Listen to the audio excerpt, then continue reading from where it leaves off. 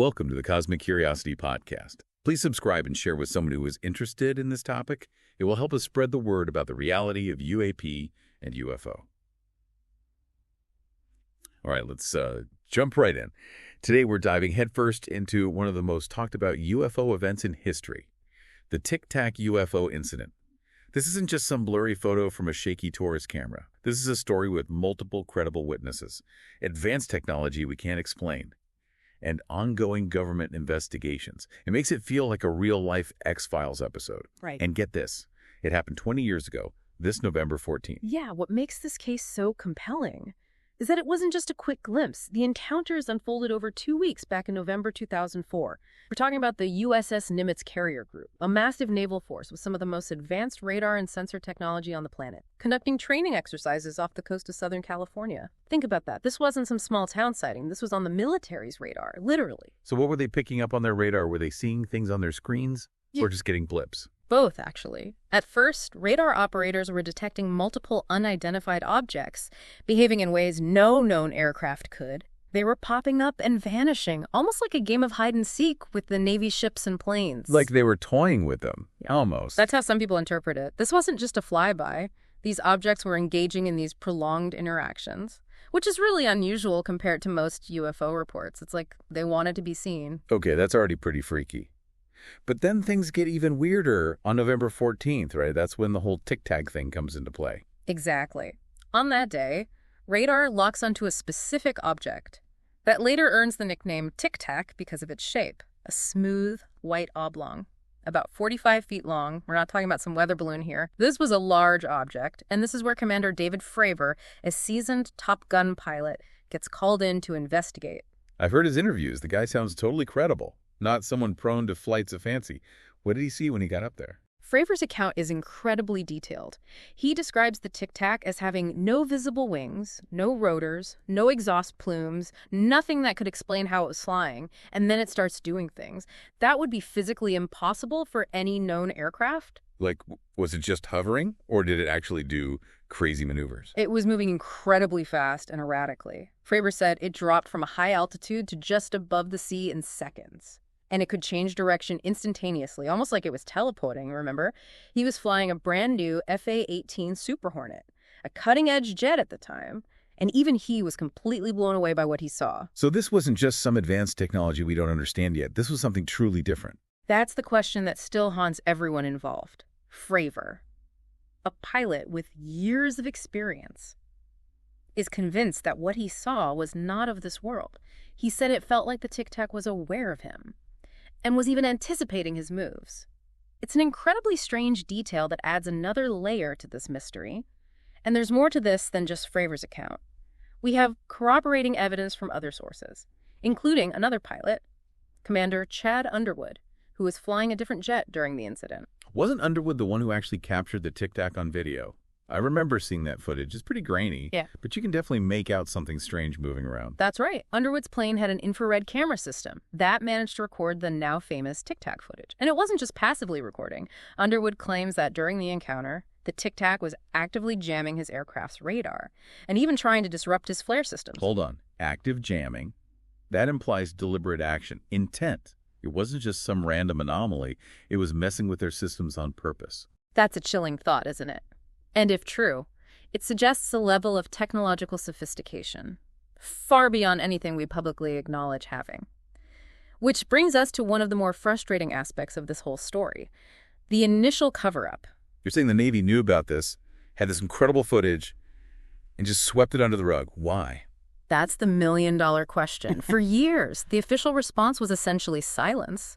The recordings were seemingly buried, and the whole incident was treated like a non-event. We can only speculate about the reasons. Maybe they didn't understand it. Maybe they didn't want to cause panic. Who knows? But thankfully, the story didn't stay buried forever. So how did the Tic Tac incident go from a hushed-up military encounter to this global phenomenon? Well, a few years after the incident, a leaked copy of the video started circulating online. And eventually, it caught the attention of some journalists and researchers. Then in December 2017, the New York Times dropped a bombshell, a front-page article detailing the Tic Tac encounter. and revealing the existence of secret Pentagon programs investigating UFOs. This wasn't just some fringe conspiracy theory anymore. This was the New York Times legitimizing the whole topic. I remember that. It was a huge deal. Suddenly, everyone was talking about UFOs.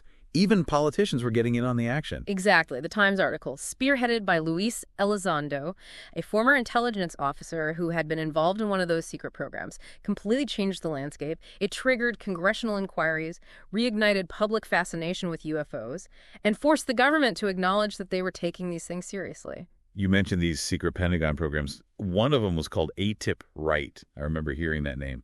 But what exactly were they doing? AATIP, which stands for the Advanced Aerospace Threat Identification Program, was a secretive initiative that was actually looking into the Tic Tac incident very early on. They were based in Las Vegas. And their mission was to analyze UFO encounters like this one, trying to understand the technology involved and assess any potential threats. Wait, so they had a dedicated team of experts analyzing the Tic Tac's capabilities. And this was all happening behind closed doors. That's right. That's like something out of a spy movie. And it shows that certain parts of the government were taking UFOs far more seriously than they let on publicly. We don't know everything that AATIP discovered. A lot of their findings are still classified. But some information has come out over the years. So what did they find out? Did they come up with any explanations for what the Tic Tac was? Or how it was doing those impossible maneuvers? Based on the limited information that's been released, AATIP concluded that the Tic Tac exhibited flight characteristics. That defied our current understanding of physics. They analyzed radar data, pilot testimonies, and the video footage. And they couldn't explain it. It was like nothing they'd ever seen before. They also reportedly confirmed the existence of a second video, one that's never been released to the public. Another video? What's supposed to be on that one? Why keep it secret? The details are scarce. But there are rumors that the second video shows the Tic Tac performing even more mind-blowing maneuvers, things that would push the boundaries of what we consider possible. As for why it's still classified, that's anyone's guess. Maybe it's too sensitive. Maybe it shows something too incredible for public consumption. It's frustrating. But it wouldn't be the first time the government has kept secrets about UFOs. Okay, so we've got AATIP digging into this back in the early 2000s. But what about now? Are there any ongoing investigations into the Tic Tac incident? Absolutely. The story didn't end with the New York Times article, in fact. It sparked a whole new wave of investigations. Remember that UAP task force that was created after the article? They were tasked with looking into these unexplained aerial phenomena.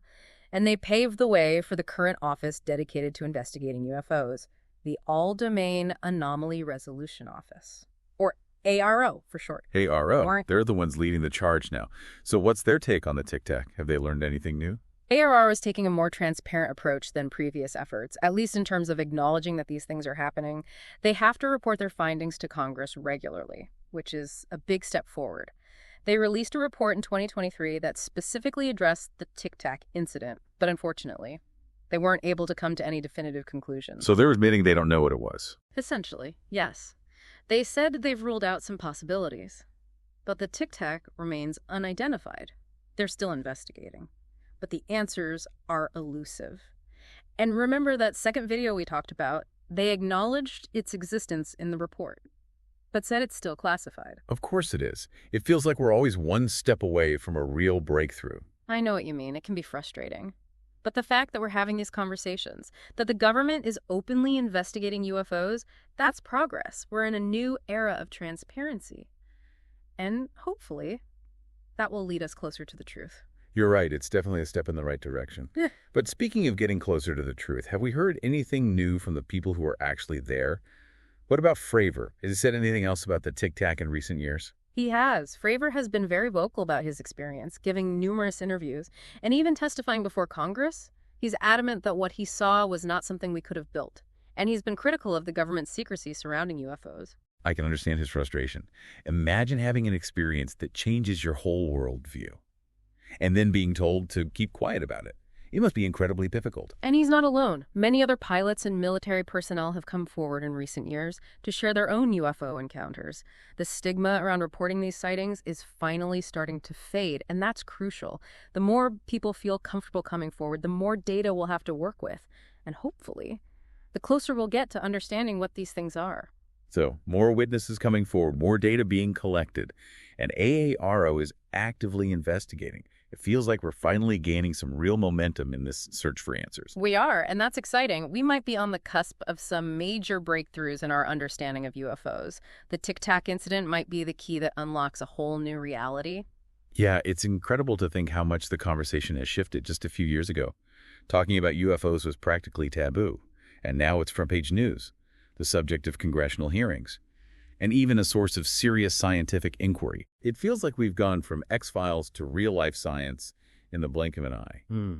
What do you think has driven this change? Well, it's a combination of factors. You have these incredibly compelling eyewitness accounts from people like Fravor, experienced, credible individuals whose stories can't be easily dismissed. Then you have advancements in sensor technology, radar systems, infrared cameras that are capturing these encounters with increasing detail.